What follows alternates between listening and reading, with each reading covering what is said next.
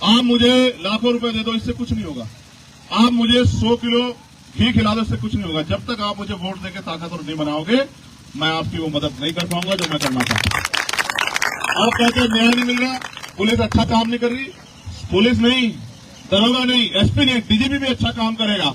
24 घंटे जनता की सेवा करेगा। कब? जब सेवा कराने वाला व्यक्ति कुर्सी पे बैठा हो। आपने यहाँ 3 बार चुनाव हो गया नगीना में। पहली बार आपने यशवीर सिंह जी को बनाया एमपी। वो इतने गैर जिम्मेदार व्यक्ति थे, उनको यही नहीं पता था कि अपने लोगों के अधिकारों को उन्होंने हनन कर दिया और प्रमोशन में रिजर्वेशन का बिल जो है फाड़ दिया। उनको ये भी नहीं पता था कि अपने आने वाली पीढ़ियों को कुचलने का काम कर रहे हो। आपने दूसरा एमपी आपने तो नहीं दिया होगा, लेकिन लोगों के अपने सहयोग से यशवंत सिंह बीजेपी के बने। उन्होंने आपके लिए क्या किया बेहतर जानते होंगे। तीसरे एमपी आपने गठबंधन के बनाए, बने ना। चुनाव के बाद आया आपकी बस्ती में पूछने के लिए आपके क्या हाल है, आपने की कोई मदद, कभी आपका साथ दिया हो, कभी आपके लिए आवाज उठाई हो। क्या इस क्षेत्र में रोजगार की व्यवस्था नहीं होनी चाहिए? क्या बताओ, क्या इस क्षेत्र में फैक्ट्री लगती है? मैं नहीं जानता कि बिजनौर का व्यक्ति कहाँ जाता है काम करने के लिए। आप देहरादून जाओ, बिजनौर का व्यक्ति मिलेगा। आप मध्य महाराष्ट्र जाओ, बिजनौर का व्यक्ति मिलेगा। आप दिल्ली जाओ, बिजनौर का व्यक्ति मिलेगा। आप पंजाब जाओ, बिजनौर का व्यक्ति मिलेगा। क्यों? क्योंकि यहाँ रोजगार नहीं, पढ़े लिखे लोग बेरोजगार घूम रहे हैं। तो अगर यहाँ इंडस्ट्री लग जाए और 10, 20, 50 हजार नौजवानों को रोजगार मिल जाए, क्या बुराई है? लेकिन कोई सपना हो किसी के पास, यहाँ बढ़िया स्कूल मिल जाए। मैंने देखा अभी पहले पैदल पैदल आ रही है, पैदल पैदल आ रही है। अगर यही नजदीक पे किलोमीटर 2 किलोमीटर में एक बढ़िया इंटर कॉलेज बन जाए, डिग्री कॉलेज बन जाए, गांव में स्कूल बन जाए, तो क्या बुराई है? गरीबों को बच्चों को मुफ्त में शिक्षा मिल जाए, क्या बुराई है? अगर अच्छे हॉस्पिटल बन जाए, जो कि देखो जनता का पैसा अगर जनता में लग जाए, क्या बुराई है? लेकिन आप अनपढ़, नालायक, निकम्मे नेताओं को चुनते हो और फिर कहते हो कि हमारा कुछ होने का। वो कुछ करना ही नहीं चाहते। उनको क्या बात पड़ती है? वो मजबूत ताकतवर लोग हैं, पैसे वाले लोग हैं, उनको गरीबों से क्या मतलब है? अगर उनको गरीबों से मतलब होता, अगर अमीर गरीबों के जैसे होते तो कोई गरीब नहीं होता यहाँ। ठीक है, वो मतलब के दोस्त होते हैं, उनके मतलब के रिश्ते होते हैं। गरीबों को अगर अपनी जिंदगी संवारनी है तो अपने पक्ष में फैसले लेने पड़ेंगे। और जब तक आप अपने बीच के व्यक्ति को आगे नहीं बढ़ाओगे, आपकी जिंदगी नहीं बदलेगी। आपने 3-3 बार मौका दिया, नहीं दिया, बताओ। उन्होंने आपकी कोई मदद की? तो फिर आप ऐसे लोगों को आगे बढ़ाना चाहते हो क्या? उनके भरोसे अपनी लड़ाई लड़ना चाहते हो क्या? आज निर्दोष लोगों को मुकदमे लगा जेल में ठुकरा देता, कोई जाता है लड़ाई लड़ने के लिए? आप छोड़ो। अभी मैंने दिया था धरना डीएम ऑफिस पर जाके, जब यहाँ गुलदार ने 24 लोगों की जान ले ली, और फिर भी पिछले 4 दिनों में 4 लोगों की जान चले। किसी को फर्क पड़ रहा है क्या? नेता को, किसी अधिकारी को फर्क पड़ रहा है क्या? उन्हें तुम्हारे जिंदा रहते फर्क नहीं पड़ता, उन्हें तुम्हारे मरने पे फर्क नहीं पड़ता। तुम काहे को परेशान हो रहे हो यार? जो तुम्हारी जिंदगी मौत से भी रिश्ता नहीं रखते, तुम उनको काहे को अपना मान रहे हो? इस देश में गवाही है। लोग तो वोट लेके कहते हैं कि मैं आपके काम करूंगा। मैंने आज तक पिछले 10 साल में एक एक दिन देश में कहीं ना कहीं काम किया, चाहे मुझे जेलें काटनी पड़ी हो। एनआरसी का मामला कोई खुश नहीं रहा था। जितने लोग एनआरसी सीए के बारे में जानते हो, आपने भी आंदोलन किया, गोलियां चली, मैं दिल्ली में गिरफ्तार हुआ, 1 महीने जेल रहा। उसके बाद फिर पूरे देश में गया, सारी जगह जाके साइन बाग बना के सरकार को चैलेंज किया कि ये गलत काम तुमको नहीं करने देंगे। चाहे तबलीगी जमात का मामला हो, जब मरकज पे जो है इन्होंने बेबुनियाद आरोप लगा दिए, चाहे मौलाना करीम सिद्दीकी का मामला हो, चाहे नासिर जुनैद का मामला हो, चाहे किसी और का परवेज का मामला हो, हर मामले में मैं लड़ा। चाहे दिल्ली में गुरु घर टूटा हो, चाहे 13 पॉइंट रोस्टर का मामला हो, चाहे 2 अप्रैल 2018 का मामला हो, जब SC/ST एक्ट को कमजोर करने का काम किया गया, चाहे किसानों की लड़ाई हो, चाहे पहलवानों की लड़ाई हो, चाहे अध्यापकों की लड़ाई हो, चाहे रोस्टर का मामला हो, प्रमोशन में रिजर्वेशन का मामला हो, आपके लिए कहीं आपके ऊपर अन्याय हुआ, हमेशा मैं खड़ा हुआ। मैं किसी रानी का बेटा नहीं हूं, किसी बहुत बड़े नेता अभिनेता का बेटा नहीं, मैं एक प्राइमरी स्कूल के हेडमास्टर का बेटा हूं और मेहनत करके यहां तक आया। मैंने जो प्यार कमाया, आप जो अपना काम छोड़ खड़े हो, आप जानते हो कि ये आदमी आपके लिए 24 घंटे 7 दिन काम कर रहा है, पिछले खड़े हो। मैं बस आपको ये कहना चाहता हूं, यहां दलित समाज के जो लोग हैं, वो एक बार हाथ खड़ा करो। आप मेरा साथ दोगे नहीं दोगे, मैं बताओ पहले। अब हाथ नीचे करो। यहाँ पिछड़े वर्ग के और मुस्लिम समाज के लोग भी होंगे, आप ये बताओ, जब ये मेरे साथ हैं तो आप किसी और को वोट दोगे या मुझे दोगे? बताओ। अगर आपको नहीं पता, लोग चाहे कुछ भी कहें, आप अपने क्षेत्र में पता करा लो। हर आदमी ये जानता है कि चंद्रशेखर आजाद मर तो जाएगा लेकिन झुकेगा नहीं भाजपा के सामने। हर आदमी इस बात को जानता है और हर आदमी इस बात को भी जानता है कि अगर वो व्यक्ति खड़ा हो गया तो किसी गरीब की तरफ कोई आंख नहीं उठा पाएगा। ये भी हर आदमी इस बात को जानता है। लेकिन लोग ये कह रहे हैं कि भाई हमें उससे क्या मतलब, वो तो गरीब का बेटा है। तो ये बताओ, क्या गरीबों के बच्चों को आगे बढ़ने का अधिकार नहीं है? क्या गरीब के बेटे आगे नहीं बढ़ सकते? क्या गरीबों के सपने नहीं है? अगर बड़ा अच्छा स्कूल कॉलेज खुलेगा तो तुम्हें फायदा होगा नहीं होगा? बताओ। अगर अच्छी पढ़ाई होगी और जायज दामों में होगी, जो पैसा तुम पे कर सको, तो तुम्हारे घर से जो कर्ज लिया जाता है वो बंद होगा नहीं होगा? बताओ। अगर सुरक्षा चाहिए, न्याय चाहिए, अधिकार चाहिए, तो फिर इस लड़ाई मेरा साथ है। बताओ कौन कौन लोग मदद करेंगे? हाथ खड़ा करो। जो दोनों हाथ खड़े करेगा उसकी बात मानी जाएगी, जो एक हाथ खड़ा करेगा उसको नहीं मानेंगे, बिल्कुल नहीं मानेंगे। अच्छा नीचे कर लो एक बार, हाथ नीचे करो। ऊपर वाली जो बहनें माएँ बैठी है वहां, माएँ तो कम है, बहनें ज्यादा है, एक आधी माँ होगी। हाथ खड़ा करके बताओ मदद करोगे नहीं करोगे? ईमान रुको, ऐसा नहीं, अब नहीं मानेंगे, रुको। पहले नहीं कोई हाथ खड़ा करेगा, पहले बात सुनेगा तब। बताओ अपने भाई की मदद करोगे नहीं करोगे? बताओ। दोनों हाथ उठा के बताओ जो हमारे साथ है। कल कोई पैसे वाला आ गया कहने लगा मेरे पास पैसा है, उसको छोड़ो गरीब को, तो भूल तो नहीं जाओगे? बताओ। पक्का? सुनो, ये बंद कर दूंगा जो पैदल धक्के खाने पड़ते हैं ना वहां तक, अगर ना बंद कर दिया तो चंद्रशेखर आजाद नाम नहीं याद रखना मेरी बात को।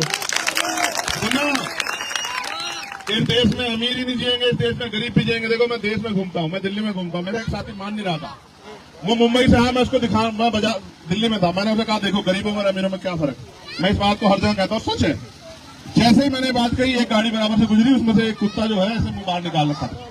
मैंने कहा गाड़ी आगे करो आगे करो। कह रहा क्या बात है? मैंने दिखाऊंगा गरीब अमीर में क्या फर्क। मैंने कहा देखो ये अमीर का कुत्ता है, ये गाड़ी में घूम रहा है, और मैं लिख के देता हूँ कि इस देश के 90% लोगों पे 4 पहियों की गाड़ी नहीं है, आप जाके देख लो। ये फर्क है अमीरों में और गरीबों में। हम सूखी रोटी खा के अपना टाइम काटते हैं, उनके कुत्ते घी की रोटी खाते हैं। उनके लिए बढ़िया ब्रेड आता है और दूध आता है, वो टोन मिल्क, जिससे उनके पेट खराब ना हो जाए। हम लोग रूखी सूखी खा के अपना पेट पालते हैं। ये सच्चाई है इस देश की, और कोई नहीं सोचता हमारे बारे में। मेरी छोड़ दो आप, आप भूखे पेट अगर घर में सोते, कोई पूछने आता क्या? किसने पूछा कि तेरा बच्चा बीमार है, तुझे इलाज की जरूरत है क्या? बताओ। अस्पतालों में घुस नहीं सकते आप, बड़े बड़े अस्पतालों में। ये किसके लिए? ये सरकार किसकी है? किसानों को उनकी फसल के दाम नहीं मिल रहे हैं, और बहन बेटियां सुरक्षित नहीं है, न रोजगार मिल रहा है, माओ को मजबूरी में अपने घर चलाने के लिए मेहनत मजदूरी करनी पड़ती है। ये देश है क्या? लूट लिया सारे गद्दारों ने मिलकर, और आज भी लूट रहे हैं, और फिर वही। मैं इसलिए आपसे कह रहा हूं, इनके चक्कर में मत पड़ो, इनका कुछ नहीं जाता। ये भाग भूग जाएंगे पैसे वाले सब लोग देश छोड़ के। ये लड़ाई तो आपके चंद्रशेखर आजाद को लड़नी है, यहाँ जमीन पे खड़े होकर, और कीमत चुकानी पड़ती है। सर मैं आपका खून हूं, जब मेरे ऊपर गोली चली मेरा खून वहां, आपको तकलीफ हुई है नहीं हुई? बताओ। मेरा क्या अपराध था? मेरे ऊपर गोली क्यों चली? क्या मैंने किसी की जमीन दबा ली है? मैं बताता हूं मेरे ऊपर गोली क्यों चली। क्योंकि ना तो मैं ईडी से डरता, ना मैं सीबीआई से डरता, ना मैं एनआईए से डरता, ना मैं झूठे मुकदमे से डरता, ना मैं जेल से डरता। बस मैं नहीं डरता हूं, क्योंकि जो इस देश में डरेगा उसकी हिम्मत नहीं वो बोल जाए।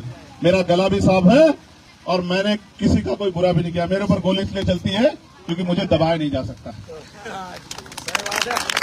मैं जानता हूं इज्जत जिल्लत मौत जिंदगी उसके हाथ में है, जिस कुदरत ने, जिस खुदा ने पैदा किया, समझ रहे हो? वो सतगुरु जी के हाथ में। मैं नहीं डरता मौत से, मौत तो एक दिन आएगी, लेकिन तब तक जिंदगी है पूरी ताकत से लड़ूंगा, पूरी हिम्मत से लड़ूंगा। आपने मुझे इज्जत दी, आपने मेरे 7 जिला पंचायत यहाँ जिता के भेजे। आज भी मेरे 4 जिला पंचायत छोटे भाई मेरे साथ ही घूम रहे हैं, मेहनत कर रहे हैं। इनके जिला पंचायत अध्यक्ष उनको काम नहीं दे रहे हो, मुझसे बार बार कहते भैया काम ही नहीं दे रहे। मैं कह रहा हूँ कुछ दिन रुक जाओ, 4 महीने बाद आप इतने ताकतवर हो जाओगे, आप इतनी निधि होगी कि अपने क्षेत्रों में काम करवाना, घबराना मत। और जिस दिन कलम की ताकत हमारे हाथ में होगी, जिस दिन आपका आदमी खड़े होकर उसमें बोलेगा पार्लियामेंट में, उस दिन आप सुनना कि आपके क्षेत्रों के लिए वो क्या क्या मांग करता है। अभी तो आपने ऐसे लोगों को भेज दिया जिनके गले सिले हुए हैं। इसलिए आपसे अपील करूंगा, हमारा चुनाव निशान पता आपको क्या है? जोड़ लगा के बताओ तो पता रहेगा। चुप हो जाओ, आप बताओ हमारा चुनाव निशान क्या है? ऐसे कैसे वोट आएगी, यही तो समस्या हो रही है।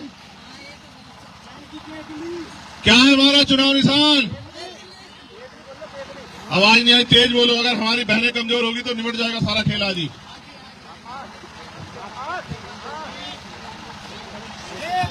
केतली, हाँ ठीक, केतली याद रहेगी नहीं याद रहेगी? केतली जब देखोगी तो कौन दिखाई देगा? आपका भाई चंद्रशेखर आजाद। वो केतली नहीं है, वो अलादीन का चिराग है। टीवी देखा था नहीं देखा था आपने? ऐसा ही होता है अलादीन का चिराग। तब आप उस केतली को जरा सा घिसोगे, उसका बटन दबाओगे तो मजबूत होगा। और जब केतली को आप याद करोगे तो कौन आएगा? और वो क्या कहता है केतली में से निकलने वाला? क्या हुकुम मेरे? तो लोकतंत्र में आप ही मालिक हो, आप ही आका हो। अभी तो लोग आपको गुलाम समझते हैं। चुनाव के समय आप कहते हैं पैसे ले लो, शराब ले लो, साड़ी ले लो, ये ले लो, वो ले लो। जो अपना वोट बेचते हैं, अपना वोट नहीं बेचते। वो क्या बेचते हैं आपको पता है? वो महापुरुषों के जीवन संघर्ष को बेचते हैं। काशीराम साहब कहते थे वोट की रक्षा बहन बेटी की रक्षा तरह करनी है। आपने अपने वोट बनवा लिए सब लोगों ने? कितने ऐसे नौजवान जो 18 साल पार हो गए वोट नहीं बने? बना नहीं? अबे तो फिर मैं तो हार जाऊंगा। ये सुनो, यहाँ कौन है? ए भैया विकास, इनके वोट बनवा दे भाई, 18 साल के हो गई। डीलर साहब ऐसा मत करो, वोट बनवा। ये तो भाजपा वाले बहुत वोट काट रहे हैं, इनके बनवा दो नए जिनके जो वोट तैयार हो गए हैं। देखो खूब साजिशें होंगी, खूब आरोप लगेंगे, खूब झूठी खिलाफत होगी। घबराना मत, बस मेरा एक वचन याद रख लो, मैं जब तक हूं, शाम हो रही है, दिन ढल रहा है, ये एक ऐसा समय है जो जिसकी बहुत मान्यता है। मैं बहुत जिम्मेदार रखा, जब तक मैं जीवित हूं, मैंने भले जन्म वहां लिया हो, लेकिन ये मेरी कर्म भूमि है। जब तक जीवित हूं, खून का कतरा कतरा भी आपके सम्मान के लिए लगा दूंगा, कभी पीछे मुड़ के नहीं देखूंगा। और मैं आपका 60 साल का नेता नहीं कि एक चुनाव के बाद गायब हो जाऊंगा। 60 साल वाला तो नहीं ना। मुझे इस देश में बहुत सारी कुर्सियों की तरफ मेरी नजर है, जहां से मैं आपके लिए कुछ कर सकूं, ठीक है? इसलिए मेरी आपसे अपील है कि आप आजाद समाज पार्टी के साथ खड़े हो और हमें लड़ाई में हौसला दो। आप ये बताओ, अगर आप लड़ने वाले की मदद नहीं करोगे तो कौन लड़ेगा? अच्छा बताओ, आप बताओ। एक आदमी है आपके लिए बोलने वाला, सच बताओ अपनी ईमानदारी से। कोई नहीं है। फिर याद रखना कि जब भी अन्याय होगा, आपके और अन्याय करने वालों के बीच में चंद्रशेखर खड़ा, चाहे कुछ भी हो जाए, आखिरी दम तक साथ देंगे। मगर आप दोनों हाथ उठा के बताओ, केतली को जो लोग वोट देंगे। दोनों उठा रहे, एक ही उठा रखा, मैं नहीं मानता तुम्हारी बात, पक्का? और ये इधर जो बहन खड़ी है हमारी, दोनों हाथ उठाओगे तभी मानेंगे, एक से नहीं मानते। दोनों हाथ उठाओ। जो आज हमारी बात के साथ नहीं खड़ा, वो कैसे खड़ा हो पाएगा हमारे साथ? कल कोई लालच दे देगा तो भाग जाएगा। उठाओ, दोनों हाथ उठाओ ऐसे। अच्छा ठीक है, चलो ठीक, दोनों ने मिलकर 2 हाथ उठाए। चलो इस तरह मिलकर भी काम चल जाएगा। तो बहुत बहुत धन्यवाद इस प्यार के लिए। ये प्यार नहीं भूलूंगा मैं। एक गरीब के बेटे को आपने प्यार दिया, मैं भूलूंगा नहीं। लेकिन याद रखना, जब आपके परिवार का व्यक्ति, जैसे आपके घरों में भाई है ना, बहनें जो खड़ी है, जब वो ताकतवर होगा तो क्या बहनों को भूल जाएगा क्या? जिस माँ से पैदा हुआ उस पिता को भूल जाएगा क्या? बताओ। मैं फिर कह रहा हूं, ये करो मरो की लड़ाई है देश में। एक तरफ भाजपा है जो संविधान को खत्म करना चाहती है, लोकतंत्र को खत्म करना चाहती है, और दूसरी तरफ आपकी लड़ाई लड़ने के लिए चंद्रशेखर आजाद खड़ा है। इस लड़ाई में मेरा साथ दो कि मेरे हौसले बढ़े और मैं इस भारतीय जनता पार्टी आरएसएस के लोगों को सबक सिखा सकूं कि वो देश को बांटने का काम बंद कर दे। वो भी जानते हैं कोई लड़ नहीं सकता, इसलिए वो भी मेरे खिलाफ खड़े हैं। उनको पता है ये आदमी खड़ा हो गया तो कल आज जो अन्याय कर रहे हो वो अन्याय नहीं कर पाओगे। कल किसी गरीब के बेटे को, निर्दोष को जेल नहीं भेज पाओगे, उसको सता नहीं पाओगे। हाथरस याद है आप लोगों को? कितने लोगों को पता है हाथरस का? ये पूरी सरकार खड़ी थी आरोपियों के पक्ष में कि उनको बचा लिया जाए, और मुझे उसकी कीमत चुकानी पड़ी। एक हमारी बहन को अपमानित किया गया, उसकी जान चली गई, फिर उसको कचरे की तरह जला दिया। याद करो वो दिन, मेरे नौजवान भाइयों, याद करो आपके खून को किस तरह से जला दिया गया, कचरे की तरह पेट्रोल डीजल डाल के, और उसकी मां को मिलने नहीं दिया गया। आप महसूस करके देखो, इतना अन्याय सह रहे हो और चुप हो। कहते हैं अन्याय करने वाले से अन्याय सहने वाला दोषी हो। आप लोग चुप हो, आप झूठ बोलते हो कि हम खुदा से डरते हैं। आप डरते हो इन सरकारों से, झूठ बोलते हो आप कि हम सिर्फ ऊपर वाले से डरते हैं। आप डरते हो इनसे, आप इनका सामना नहीं करना चाहते। आपके आगे चंद्रशेखर आजाद खड़ा है, आप चलो मेरे साथ, मैं देखता हूं आपकी तरफ कौन आंख उठाता है। अगर सबसे पहले मुसीबत आएगी तो चंद्रशेखर आजाद को आए। और आज मेरे पास अकेला थोड़ा ही, मेरे को ये फौज खड़ी है, ये सत्येंद्र और इस तमाम लोग, ये सब लोग मरने मिटने के लिए तैयार है आपके सम्मान के लिए। आप भी ये समझो कि आपके लिए कौन खड़ा हो सकता है और कौन सिर्फ आपसे वोट का मतलब रखता है। जब से आप मुझे जानते, क्या मैंने कभी आपको किसी मसले में शिकायत का मौका दिया? तो इस बार आप तो शिकायत का मौका नहीं दोगे, पक्का? चलो फिर ऐसे हाथ करो। जय भीम, जय भारत, जय संविधान। आज तो वोट हमारा, राज तुम्हारा, वोट हमारा, राज तुम्हारा। अब आखिरी बात, काम की बात आ गई। अब देखो भाई, हमारे नेता कहते थे कि जो सहारा देगा वो इशारा भी देगा, तो सहारा भी अपने लोगों का लो, इशारा भी। तो भाई चलो आज हमारा चुनाव निशान तो हम लाएंगे साथ। जो हमें सहारा देना चाहता है, चाहे वो हमें 1 रुपए की मदद कराए, लेकिन इस पगड़ी में मदद जरूर कराए, जिससे हमें एहसास हो कि हमें प्यार करने वाले लोग तन मन धन से हमारे साथ, चाहे वो 1 रुपए की मदद कराए, कोई फर्क नहीं पड़ता। ये बात है प्यार और विश्वास की कि वो हमसे कितना प्यार करते हैं। वो अपनी मेहनत की कमाई का चाहे 1 रुपया दे, लेकिन दे जरूर, जिससे कि हमारी हिम्मत बढ़े इस लड़ाई को लड़ने के लिए। ये कर्ज है मेरे ऊपर आपका, सूद समेत वापस करूंगा, याद रखना। सूद समेत नहीं, 50-50 गुने के साथ वापस करूंगा। आपका पैसा बहुत खा लिया वीरों ने, ठीक है।